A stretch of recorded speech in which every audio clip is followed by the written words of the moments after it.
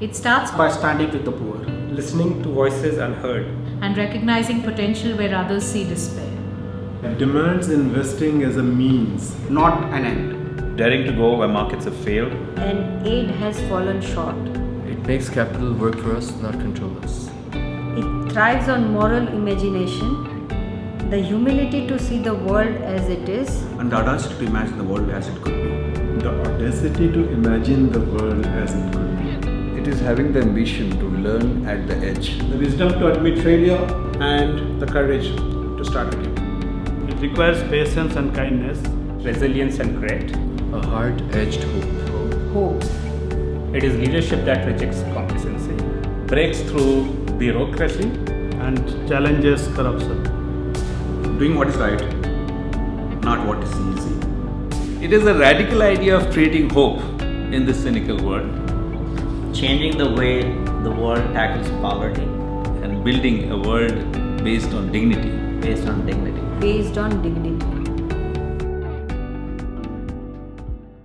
One thing we must understand, India is a country which has got, I think more than about 600 languages. So the diversity is huge. And you cannot do anything at a level which is, when you are not able to touch their hearts.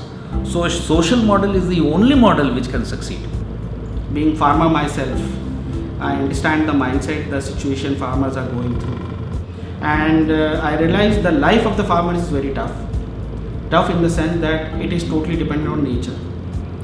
It's important to have a secondary occupation other than agriculture where they can get a secondary income. So dairy is a very important aspect in terms of giving an occupation opportunity to farmers. India has a huge number of migrant population, especially because of economic growth. They go into slums, they go into very dilapidated housing, and our job is to make sure that they have a decent, convenient and comfortable stay in the cities. So I run a company called Edubridge Learning Private Limited, and we're in the business of providing unemployed youth with vocational training and skill building training to get them employed in the service sector. The way we look at the problem we're solving and where we want to be is we want to ensure that every kid in the country has access to a sustainable means of livelihood. We do finance the dwellings of people or poor household, mainly who are working in informal sector. We always lend to women. We don't lend to men. I'm part of an institution and I'm building an institution which is helping women build a very tangible asset, not only for her but for her family. The name of my company is Husk Power Systems. We are primarily into rural electrification. So what we are attempting to do is to, create career paths. We believe that the non-aspirational jobs also have dignity. I think we need a lot of R&D help because, the whole learning aids, the kind of technology match which is required are all patience games. We're also talking of significant change in behavior. So we need very long term, we need partners who are long term. What I really like most about Acumen in terms of, right from the beginning, they're trying to work together to really understand the problem and sort of, then try to work out solutions together. In fact, just now in the opening session, Ajit was talking about, not just investment, but investment plus. So how the approach of Acumen looking at portfolio companies beyond just investment, whether it's in terms of improving leadership skills. Another example, very soon we are going to have a fellow joining us from the global fellowship program.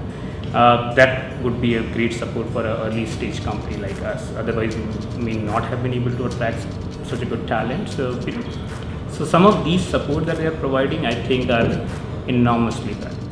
I would say the best part of Acumen is that they don't actually intervene with the way of your operation, but they pick up certain issues and give you a feedback which make you think. Our relationship with Acumen goes actually back in 2008. At that time, your New York folks came in touch with us, gave us very good feedback, and it was more like early dating process at that time, and we really reflect from many angles. And one of the things that actually I have this in front of me, the Acumen manifesto that we really believe in is we believe in human dignity, and electricity is a key enabler to that.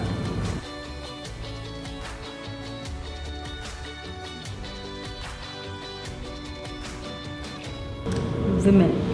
Inspiration. Satisfaction. Customers are basically gods. Because they buy your product, they run your company.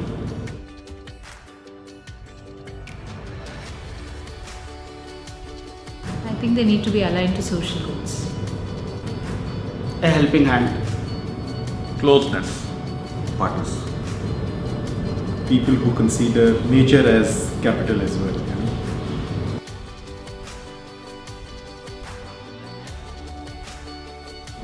Doesn't exist. Equality. Where everybody has an opportunity and livelihood. When you wake up every morning and there's a good sunshine, clean air, that's paradise.